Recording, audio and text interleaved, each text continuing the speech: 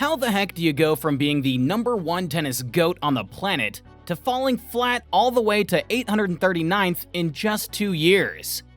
Now, don't get me wrong, we've seen a ton of rise and fall stars throughout the history of tennis, but among them, no one stands out like this guy. And by this guy, I mean Andy Murray, the ex-#1 tennis player that took a wild ride from being a terror on the court, even to Nadal, to almost going completely extinct in the world of tennis. Let's face it, only a few players can boast of making it to the list of people that can go toe-to-toe with the big three, and Murray definitely had bragging rights. In fact, you think of him as the fourth arm of the Big Four, that's how much respect he commanded. But just in case you're not so familiar with his game, here's a brief intro. Born on May 15, 1987, in Dunblane, a small town in Scotland, tennis was practically in his blood since he was a kid. You see, his mom, Judith Murray, is a professional tennis coach, so it was only natural that her offspring would turn out to be a tennis maestro himself, and Murray didn't disappoint. When his mates were still learning to say their own names, Murray started swinging the racket at the tender age of 3, and from there, it was crystal clear that the kid was destined for greatness on the court. By the time Murray hit the age of 12, he was already bulldozing his way through national and international tournaments, including the Orange Bowl title. It was like watching a fireworks display on steroids. Except this kid was the firework itself. Young Murray wasn't just showcasing his skills and dedication to the game, he was trashing kids that were over 3 years older while he was at it. And finally, the Scottish tennis player took the tennis world by storm when he decided to throw himself into the arena of professional tennis back in 2005. Now, it wasn't just his tennis skills that set him apart, he also had a playing style that was smoother than freshly churned butter. The Scot had a seamless combination of flexibility, speed, and focus that almost no other player could boast of. Murray was a master of mixing up the pace with his well-executed slice shots. His slice backhand was a thing of beauty, often compared to the legendary Federer's. And when it came to drop shots, Murray's precision was unmatched. On his good days, Murray's serves were a major weapon for him, with his first serve reaching speeds of 130 miles per hour or higher on some occasions. Just a year after turning pro, Murray snatched his first ATP title by taking down the mighty Leighton Hewitt, who was ranked 11th at the time.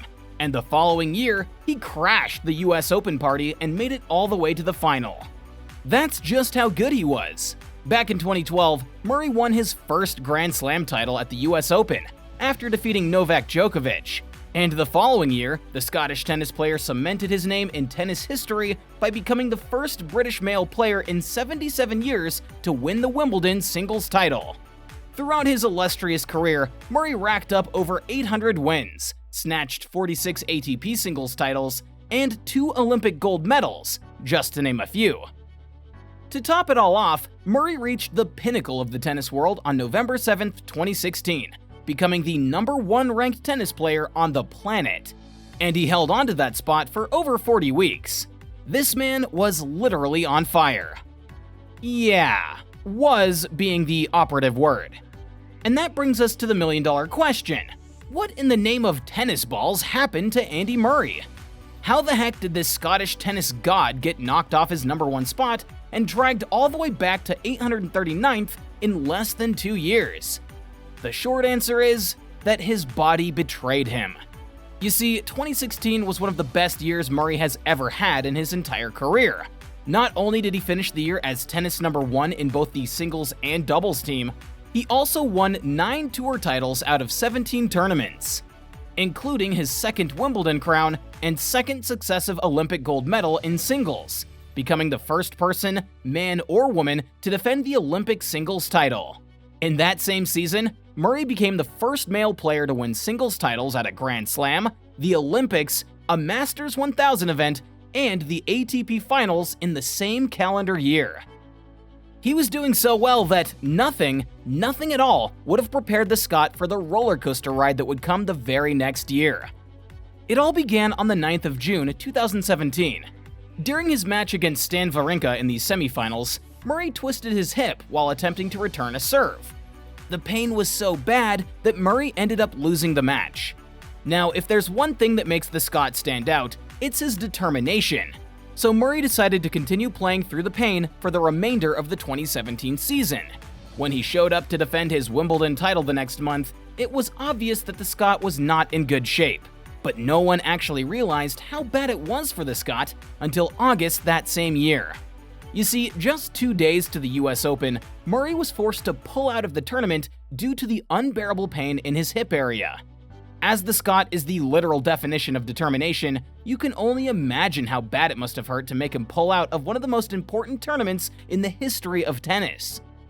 In his words, it's too sore for me to win the tournament, and ultimately that's what I was here to try and do. So unfortunately, I won't be playing here this year.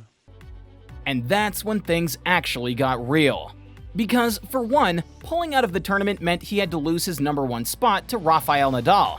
And to top it off, his career ranking further dropped dramatically to number 16, due to inactivity after he was forced to withdraw from 2 other Masters events that same year. Those were the darkest times of Murray's life. He wasn't just stuck with some of the most excruciating pain ever, he also had to give up something that he has loved all his life. The Scot had to stop playing tennis for a while. As painful as it sounds, this was one of the 2 options that he had. The other option was surgery. But here's where things get a little tricky. The chances of success weren't good enough. It was like the Scot was stuck between a rock and a hard place. On one hand, tennis was his life, and on the other, surgery was not as safe as he had hoped. But here's the thing, Murray was ready to take his chances. So on January 8th, the Scot took to Instagram to announce that he had undergone surgery and was very optimistic about the results. He said, "The surgeon was very happy about how it went. He felt that my hip will be feeling better than it did a year ago." Finally, there was a silver lining in Murray's story. In the summer of 2018, the stage was set for Andy Murray's grand return after undergoing hip surgery. He had his sights set on the Rosemary Lane Grass Court Championships and was ready for his comeback. Just when we thought we would witness the rebirth of Murray's tennis prowess, he made the tough decision to withdraw from Wimbledon that year. According to him, he wanted to be 100% ready before stepping back on the court. As a result of his withdrawal, Murray's ranking crumbled to a jaw-dropping 839th in the ATP rankings. Now, if we're being honest, that's quite a fall from grace for someone who had been a mainstay in the rankings since July 21st, 2003. And to top it off, Murray dropped a bombshell on January 11th, 2019, just before the Australian Open. He announced that he was contemplating retirement from professional tennis. That's where I would like to stop playing. But I'm also not certain I'm able to do that.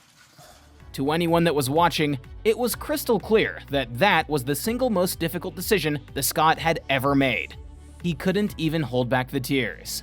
But you know what they say, it ain't over till it's over. Murray discovered that he wasn't alone in his battle with a troublesome hip. Bob Bryan, a fellow tennis player, had experienced a similar situation in 2018.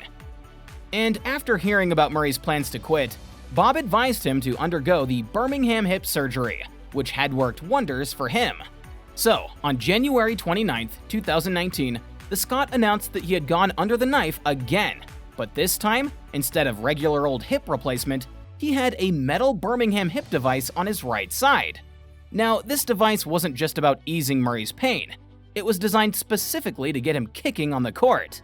And it worked like magic, because in less than 6 months, the Scot was back on the tennis court. And in October of that year, Andy Murray won his first ATP Tour final in 2 years after crushing Stan Wawrinka 3-6, 6-4, 6-4 in the European Open final. Since then, the Scot has been doing his best to make it back to the top with the Big Three. Last year, he won 26 matches, and in 2021, he won 15. And in May of 2023, the Scottish player bagged his first title since 2019 at the ATP Challenger event after crushing Tommy Paul in the finals. So there you have it, folks. Murray might not be doing as great as he was in the 2017 season, but his progress so far is proof that determination and hard work does pay off. Do you think Murray can ever make it back to the #1 spot again? Let us know in the comments. Don't forget to like, share, and subscribe to learn more interesting things about your favorite tennis players.